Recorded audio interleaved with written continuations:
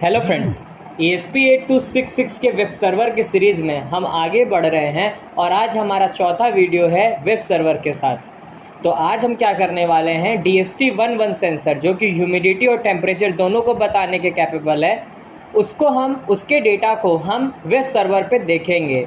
मतलब कि हमारा जो DHT11 सेंसर होगा वो ESP8266 से कनेक्टेड होगा और जिस वाईफाई नेटवर्क से वो कनेक्टेड होगा ESP8266 उसी वाईफाई नेटवर्क से हम अपने क्लाइंट को भी कनेक्ट करके उसके डेटा को हम कहीं भी हो, डिपेंड नहीं करता है कि हम कहाँ पे हैं, बस हमारा जो क्लाइंट है वो कनेक्टेड होना चाहिए, हम उसके डेटा का अपडेट ले सकते हैं। यहाँ पे मैंने DHT11 को डिजिटल पिन नंबर 5 पे कनेक्ट किया है, जिसका कि मतलब डिजिटल पिन नंबर 14 है। यहाँ पे हाईलाइट करके मैं इस पॉइंट को दिखा रहा हूँ।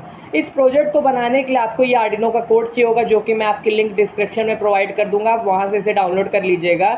उससे पहले आपको जो ये मैं हाईलाइटेड कर रहा हूँ, इतनी लाइब्रेरी इंक्लूड करने की ज़रूरत होगी। अगर आप मेरे पिछले वीडियोस को फॉलो कर रहे होंगे तो आपको केवल और केवल एक लाइब्रेरी इंस्टॉल करनी पड़ जाएगी, जो कि होगी ये Adafruit Sensor.h और उसी के साथ साथ ये हैज इंक्लूड DHT.h। इन दोनों की भी लिंक डिस्क्रिप्शन में प्रोवाइड कर दूंगा मैं, आप वहाँ से सीधे जाके आप इसको डाउनलोड करके इंक्लूड कर सकते हैं। अब लाइब्रेरी कैसे इंक्लूड करती है, हमने पिछले वीडियोस में इसकी चर्चा कर ली है, तो फर्दर इसकी चर्चा हम और नहीं करेंगे, ठीक है। और इसीलिए हम आगे बढ़ते हैं, ठीक है। अब यहाँ पे देख पा रहे होंगे, ये जो हाईलाइट कर रहा हूँ SSID में अपना वाईफाई का नेम और पासवर्ड डाल दीजिएगा। उसके बाद DHT11, यहाँ पे मैंने DHT11 सेंसर लिया है, इसलिए मैंने इसको यहाँ पे इनेबल किया हुआ है। अगर आप DHT22 सेंसर लेंगे, DHT21 सेंसर लेंगे, तो आप इसको यहाँ पे इनेबल कर लीजिएगा, अनकमेंट कर दीजिएगा, मतलब कि बैकस्लैश हटा देंगे तो ये वाला इनेबल हो जाएगा।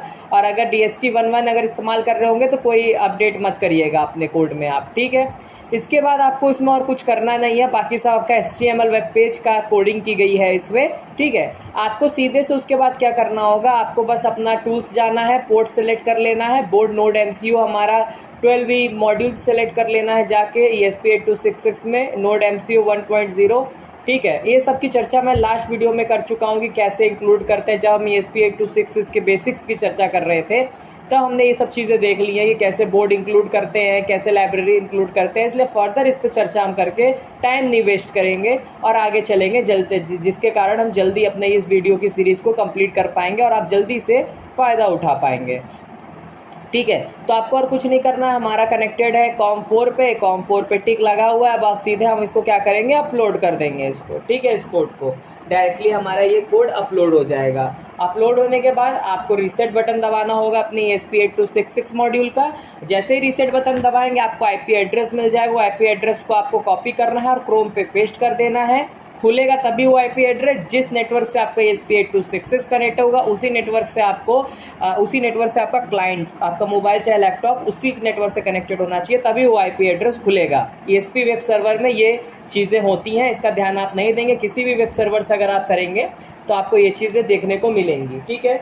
यहाँ पे हमारा कोड अपलोडिंग होने में टाइम ले रहा है, डिपेंड करता है आपके स्पीड पे। एक चीज़ और ध्यान देने वाली बात है कि इसमें आप देख पा रहे होंगे सीरियल बिगिन की मैंने वैल्यू ली हुई है 115200। तो जब सीरियल मॉनिटर आप बोलेंगे तो उसमें भी बॉर्डर रेट आपको यही सेलेक्ट करना पड़ेगा, अदरवाइज आप फॉल्स डेटा आपको मिलेगा, करेक्ट डेटा देखने को नहीं मिलेगा, ठीक है। तो ये सब चीज़ें आप अपना देख लीजिएगा। अगर कोई ESP8266 में क्या होता है कि ये बॉर्डर रेट सपोर्ट नहीं करता है, तो सबसे कंफर्टेबल बॉर्डर रेट की वैल्यू हमारी 9600 वाले को आप सेलेक्ट करके ओके कर दीजिएगा, वो भी परफेक्ट तरीके से काम करता है, ठीक है। लेकिन स्टैंडर्ड देखा जाए तो 115200 बॉर्डर रेट का ही इस्तेमाल किया जाता है, ठीक है। लोकल मैन्युफैक्चरर्स की वजह से कभी ना कभी ऐसी दिक्कतें आ जाती है, तो अब यहाँ पे बॉर्डर रेट चेंज कर सकते हैं। देखिए ESP की वीडियोस बना रहे हैं, उसके बाद हम ESP32 की वीडियोस भी लाएंगे कि ESP32 पे भी हर एक टॉपिक पे वीडियो होगी। वेब सर्वर हो गया, प्रोटोकॉल्स हो गए, बेसिक्स हो गया, सब चीज़ की चर्चा करेंगे ESP32 पे। बस आपका थोड़ा सा लाइक और प्यार चाहिए रहता है यूट्यूब पे, क्योंकि हमारा भी चैनल, हमें भी मन करता है हमारा भी चैनल अच्छे से ग्रो कर पाए, क्योंकि ऐसे बेहतरीन कंटेंट की वीडियो आपको इतने डीपली एक्सप्लेन करेगा कोई नहीं यूट्यूब पे। सब यहाँ पे कॉपी पेस्ट वाला काम करते हैं। यहाँ पे हम आपको पूरा कॉन्सेप्ट बताते हैं कि कैसे एक एक कॉन्सेप्ट आप बिल्डअप कर सकते हैं ESP8266 या माइक्रो कंट्रोलर से रिलेटेड, इलेक्ट्रिक व्हीकल से रिलेटेड जितने भी लेटेस्ट ट्रेंड चल रहे हैं in the department of electricals and electronics, ये सब चीज़ें, पूरी चीज़ें हम यहाँ पे कवर करते हैं, ठीक है। तो हमारा बस यहाँ पे कोड यहाँ पे कंपाइल हो रहा है, इसके बाद ये अपलोड हो जाएगा और इसके बाद फिर हम लोग अपने लैपटॉप से काम बंद कर देंगे और इसका आईपी एड्रेस को कॉपी करके सीधा हम मोबाइल फ़ोन में इसको खोलेंगे। ठीक है, देखिए हमारा यहाँ पे कोड अपलोड होना स्टार्ट हो गया है और वेट कर लेते हैं थोड़ा।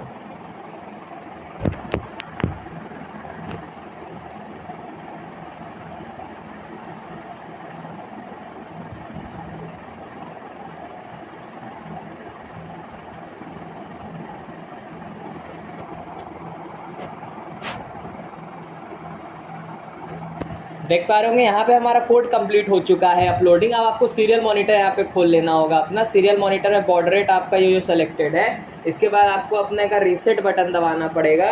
रीसेट बटन दबा दीजिएगा, उसके बाद आपको कुछ ऐसा इंटरफेसिंग देखिएगी और जैसे आपका वाईफाई से कनेक्टेड हो जाएगा तो यहाँ पे आपको इसका आईपी एड्रेस भी देखने को मिल जाएगा। यहाँ पे मैं अपना वाईफाई ऑन कर दिया हूँ। अब देख पा रहे होंगे यहाँ पे ये कनेक्ट हो गया और हमारे रीडिंग भी हमें देखने को मिलना स्टार्ट हो गई। ये एक ह्यूमिडिटी की होगी, एक टेम्परेचर की होगी। ठीक है, ये टेम्परेचर है, नीचे वाला ह्यूमिडिटी है। ये हर 2 सेकंड में अपडेट होगा। कोड में मैंने यहाँ पे आपको बताना भूल गया, यहाँ पे मैंने यहाँ पे इसको लिखा हुआ है, हर 2 सेकंड में इसकी वैल्यू को अपडेट करवा रहा हूँ मैं। आप चाहे तो इसको और इंक्रीज़ और डिक्रीज़ करवा सकते हैं। ठीक है, यार 10 सेकंड पहले था, मैंने इसको 2 सेकंड किया है ताकि हम रियल डेटा और जल्दी हम अपीच कर पाए अपने वेब सर्वर पर। ठीक है, तो यही जो आईपी एड्रेस है इसको हम कॉपी करेंगे फर्दर और इस आईपी एड्रेस को फर्दर कॉपी करके अपने क्रोम पे पेस्ट करेंगे इस आईपी एड्रेस को। ठीक है, इस आईपी एड्रेस को हम कॉपी करेंगे और पेस्ट करेंगे। ठीक है, ये वाला जो आईपी एड्रेस सबसे ऊपर था। ठीक है, तो चलिए चलते हैं हम अपने मोबाइल स्क्रीन पर और देख लेते हैं कैसे ये काम कर रहा है। चलिए चलते हैं फ्रेंड्स। यहाँ पे अपने पूरा कंपाइल कर लिया था कोड ESP8266 में और उसका जो आईपी एड्रेस था मैंने उसको यहाँ पे क्रोम पे कॉपी पेस्ट कर दिया। लेकिन मैं आपको फिर से करके दिखा देता हूँ। यहाँ पे मैंने जो आईपी एड्रेस था यहाँ पे मैं इसको कॉपी किया हुआ अपने क्लिपबोर्ड पे और पेस्ट करके यहाँ सर्च कर दूँगा। अब सर्च करने के बाद आप लोग देख पा रहे होंगे ESP8266 का यहाँ पे वेब पेज खुल गया और हमारा जो अभी करंट तापमान दिखा रहा है 35 डिग्री सेल्सियस दिखा रहा है। राइट, अब हम जानते हैं कि हम लोग ने प्रोग्रामिंग की तो उसमें हर 2 सेकंड में हम लोग ने क्या किया था कि अपने टेम्परेचर को अपडेट कराना है अपने सर्वर पे। ठीक है, तो हम पहले एक मैच स्टिक जला के अपने सेंसर के नियर ले जाएंगे और इसका टेम्परेचर बदलेगा।